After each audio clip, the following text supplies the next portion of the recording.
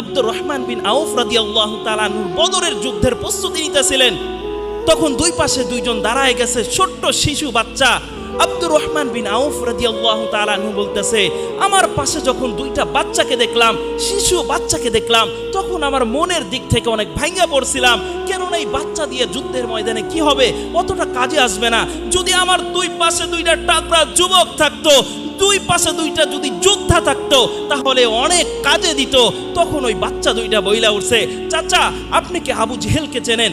আবু জেহেলের পরিচয় কি জানেন? তখন বলতে, ভাতিজা আবু জেহেলের পরিচয় দিয়ে কি করবা? আবু জেহেলকে চিনে কি করবা? ওই দুইটা শিশু বাচ্চা বলতেছে, আমরা প্রতিযোগিতায় আছি, আমরা হারতে চাই না, আমরা জিততে চাই। আমরা শুনেছি আবু জেহেল নাকি মক্কার জমিনে আমার নবীকে কষ্ট দিছে, আমার নবীকে গালাগালি করছে, আমার নবীকে কষ্টের রোলার চালায় দিছে। আয়ে আমরা ওয়াদা করে এসেছি, আল্লাহি আল্লাহর কসম করে বলি, আমরা বাসায় থেকে ওয়াদা করে বের হইছি যে আবু জেহেলের কল্লা দ্বিখণ্ডিত না করা পর্যন্ত আমরা বাসায় ফিরবো না। বলুন সুবহান।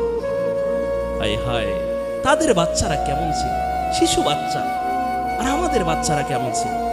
ওই বাচ্চা বলতেছে, আমরা প্রতিযোগিতার মাঠে আছি, আমরা হারতে চাই না। আল্লাহর রসুলকে যে কষ্ট দিছে, আল্লাহর রসুলের বুকে যে কষ্টের রোলার চালায় দিছে, তার মাথাটা দ্বিখণ্ড না করা পর্যন্ত আমরা বাসায় ফিরবো না। তখন চাচার যখন ওই ছোট বাচ্চা দেখে যখন তার কলিজাটা আঘাত হয়ে গিয়েছিল, এখন কথা শুনে ওই চাচার কলিজাটা, আব্দুর রহমান বিন আউফ রাদিয়াল্লাহু তাআলা আনহু বলেন, আমার কলিজাটা তখন আঘাত হয়ে গিয়েছিল, কিন্তু এখনকার কথা শুনে, বাচ্চার তীব্র কথা শুনে আমার কলিজা আঘাত থেকে 3 হাত চওড়া হয়ে গেছে। বলুন সুবহান। হায় হায়, তাদের বাচ্চারা কেমন ছিল? তখন আবু জেহেলকে দেখছে আব্দুর রহমান বিন আউফ রাদিয়াল্লাহু তাআলা আনহু বলতেছে, বাতিজা ওই যে তোমাদের শিকার যায়, ওই যে তোমাদের আবু জেহেল শিকার যাইতেছে। আয় বলতে দেরি, দুইটা বাচ্চা সিংহের মতো গর্জন দিয়া আয় বিশাল সর্দারকে পর্যন্ত মাটির সাথে পিছে একবার দ্বিখণ্ডিত করে দিছে। আয় হায়, তাদের বাচ্চা কেমন ছিল, তাদের শিশুরা কেমন ছিল? তারা দুনিয়ার পরিচয় পরিচিত লাভ করতে চায় নাই। আমরা তো দুনিয়ার পরিচয় পরিচিত লাভ করতে চাই। আমার ছেলে ডক্টর হবে, আমার ছেলে বড় ইঞ্জিনিয়ার হবে, আমার ছেলে মাস্টার হবে। আমার তো উচিত ছিল যে আমার ছেলেকে শহীদ বানানো, আমার ছেলেকে কি করা, আমার ছেলেকে কোরআনে হাফেজ বানানো, তাই না? এটাই তো উচিত ছিল। কিন্তু আমাদের সমাজে আজ আমার ছেলেরা টিকটক বানানোর জন্য কি নেয়, প্রস্তুতি নেয়। টিকটক বানানোর জন্য কি করে, যুদ্ধ ঘোষণা করে। টিকটক বানানোতে তারা উৎফুল্ল হয়ে পড়েছে। তাদের বাচ্চা এমন ছিল, শুধু বাচ্চা না, গোলামরা পর্যন্ত আল্লাহর সাথে পরিচয় হওয়ার জন্য পাগল ছিল, জান পর্যন্ত দিয়েছে। ওই ইউথোপিয়ার বেলালকে সবাই চেনার কথা। বেলাল রাদিয়াল্লাহু তাআলা হাবশী বেলাল ছিল, চেহারাটা কালো ছিল। যখন ইসলামের দাওয়াত আসছে, দাওয়াত আসার সাথে সাথে গ্রহণ করে নিছে, কাউকে বলে নাই। যখন প্রকাশ করছে, তখন তার বুকের উপর দিয়ে কষ্টের টিম রোলার চালায় দিছে। কেমন কষ্ট দিয়েছে, যেমনি ভাবে মক্কার জমিনে কুকুরকে চারিদিক থেকে টেনে হেসড়ে কষ্ট দেওয়া হয়, বেলাল রাদিয়াল্লাহু তাআলা আনহুকে ওরকম ভাবে মক্কার অলিতে গলিতে শিশু থেকে যুবক পর্যন্ত তাকে কি করছে, টেনে হেসড়ে কষ্ট দেওয়া হয়েছে। বেলাল শুধু এতটুকু বলছে, আমি প্রতিযোগিতায় আছি, আমি হারতে চাই না, জিততে চাই। তোমরা যদি কষ্ট দিয়ে আমাকে মেরেও ফেলো, তারপরেও আমি আল্লাহকে ভুলবো না, আল্লাহর সাথে পরিচয় হওয়া ভুলবো না। আল্লাহর সাথে পরিচিতর খেলা চলতেছে, আমি হারতে চাই না, আমি জিততে চাই। তখন কি করছে, আরো কষ্ট দিছে। এই উত্তপ্ত মরুভূমিতে তাকে শোয়ায় দিছে, শোয়ায় দেয়, ক্ষান্ত হন নাই, শোয়াই দিয়ে বুকের উপরে পাথর চাপায় দিয়েছে, বিশাল বড় পাথর যখন চাপায় দিছে, আহাদ বলতে কষ্ট হয়। তারপরও বেলাল রাদিয়াল্লাহু তাআলা আনহু বলতেছে, আহাদ আহাদ আহাদ আহাদ। আর এটাই বলতেছিল, আল্লাহ আমি কি প্রতিযোগিতায় আছি, আমি জিততে চাই, হারতে চাই না। আপনি যদি আর চাও কষ্ট দেন, আমি তারপরেও আহাদ নামটা আমি ছাড়বো না। বলুন সুবহানাল্লাহ। শুধু বাচ্চা না, গোলামরা পর্যন্ত আল্লাহর সাথে পরিচিত লাভ করছে। বিধায় এই দুনিয়াতে যখন বেলাল হাঁটে, নবী আকরাম সাল্লাল্লাহু আলাইহি সাল্লাম বলেন, যখন মেরাজে গিয়ে জান্নাত ঘুরতেছিলেন, তখন বলে আমি বেলালের খরমের আওয়াজ পাইছি। সুবহানাল্লাহ। বেলাল হাবশী বেলাল ছিল।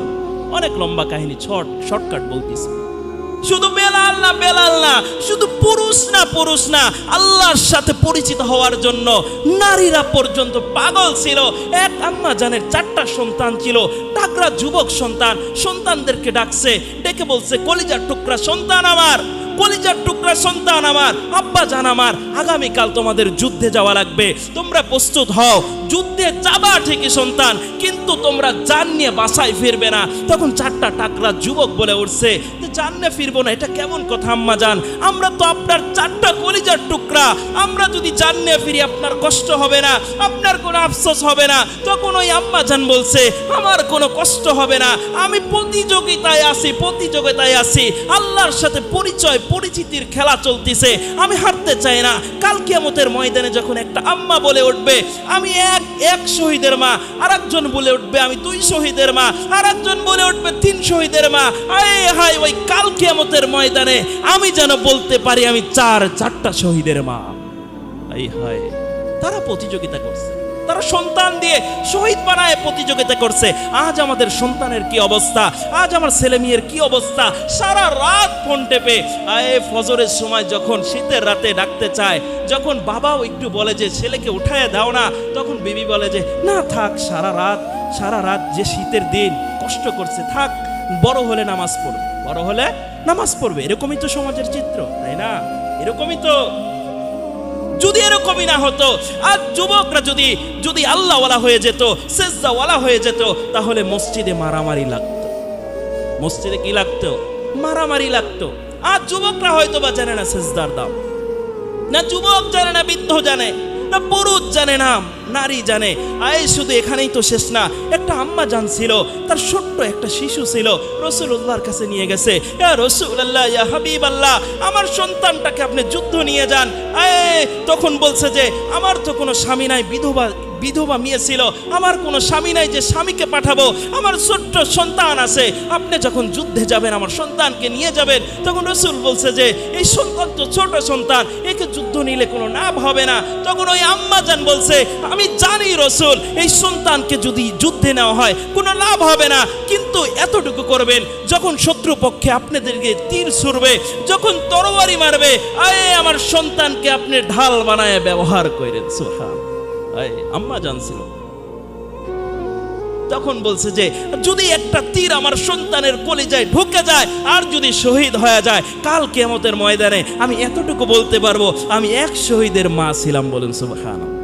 হায়, তাদের সন্তানদের কেমন ভাবে মানুষ করছে।